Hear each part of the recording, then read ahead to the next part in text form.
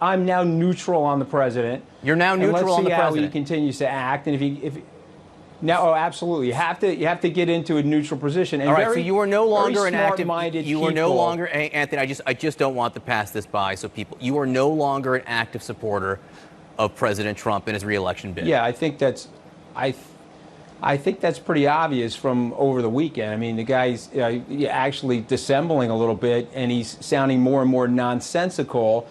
And, we're sort of anesthetized to it, and people inside are watching, oh, yeah, that's just President Trump, just let him act like that. But, you're fracturing the institutions and all of the things that the country stands for. So that's not worth the economic policies. That's not worth the GDP growth, which, by the way, is slowing down, and the stock market's exactly where it was a year ago.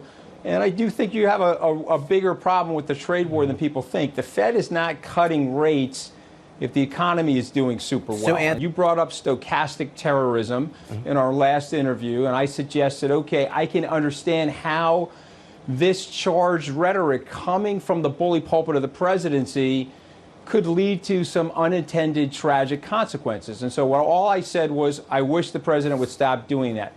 One scintilla of criticism, you get this sort of backlash. And so for me, it's a combination of factors. He's taking one step too far with the racial charging of his rhetoric and his Twitter feed. And you can say, okay, well, the only reason why you're breaking from him now is that he went after you specifically on Twitter. And I'll accept that. I think that, to me, was a big turning point, because I'm looking at that saying, wait a minute, I'm out here supporting him. The guy fired me 2 years ago. I have been super loyal to this guy, super loyal to the president's agenda. But there's something wrong with the guy as a leader if he can't take constructive criticism or advice from people that have been super loyal to him. Anthony, so it tells you that there's probably not a lot of listening going on inside the White House, at which point, we have to shine a light on that. And it requires people to be truthful to themselves and truthful to the country over a specific person. This is former White House Communications Director Anthony Scaramucci publicly turning his back on Trump after the two have squared off on television and social media. Now, it should be noted off the bat that Scaramucci's moral authority is, at best, non-existent. He effectively admits that the only reason he supported Trump is because of some unwritten dual loyalty agreement. It was, like everything else Trump does, merely transactional. Trump supports Scaramucci, Scaramucci supports Trump. So when Trump attacked Scaramucci, it was effectively over. Now, Scaramucci tries to defend his decision by pointing to Trump's overtly racist rhetoric, which was used by the shooter in El Paso, Texas, who claimed to have wanted to kill as many Hispanics as possible and invoked words that Trump himself used repeatedly, like invasion. And while Trump's involvement in this was absolutely horrific and indefensible, it was by no means the first time. Trump has been spewing racist attacks since before he even became president. From calling Mexicans rapists and drug dealers at the very outset of his campaign, to starting the birtherism crusade against Obama, to defending neo-Nazis in Charlottesville, who 2 years ago today were responsible for the death of 32-year-old activist Heather Heyer.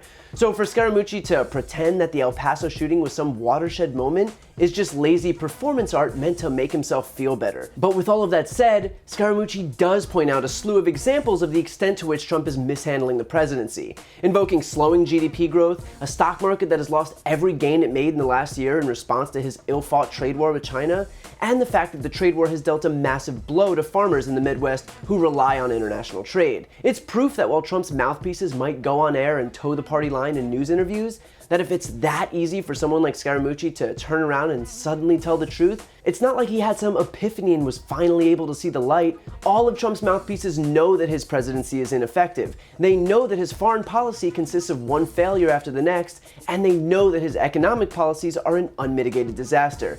They know all of this. It's just that they've chosen to gaslight the American people instead. Whether it's to curry favor with the party in power, or collect their paycheck, or hold on to their job in the White House, it is exclusively in their own self-interest. And Scaramucci's 180-degree turn once he had nothing to personally gain from the president is indisputable proof of that. And beyond that, the fact that Scaramucci, a guy who proved by virtue of supporting Trump over the last 2 years the extent of his moral bankruptcy, has jumped ship is a testament to just how dwindling the president's support has become. that even the sycophants are backing away. And this isn't an isolated incident. The Midwestern farmers that put Trump in the White House have been devastated by Trump's trade war with the Chinese, the one that was supposed to be easy to win, but ended with China vowing not to purchase a single agricultural product from the United States. The Rust Belt voters who bought into Trump's populist rhetoric and propelled him to the White House, who in 2018 then voted for Democrats for every statewide office in Pennsylvania, Michigan, and Wisconsin, and a general slew of Republicans who care more about the rule of law than Donald Trump holding on to power. Every attack by Trump might be fine-tuned to shore up support from his base, but it's turned nearly everyone else away in the process. And this should go without saying, but that might not be the best strategy heading into 2020. My only advice for the Trump campaign then is not to change anything at all.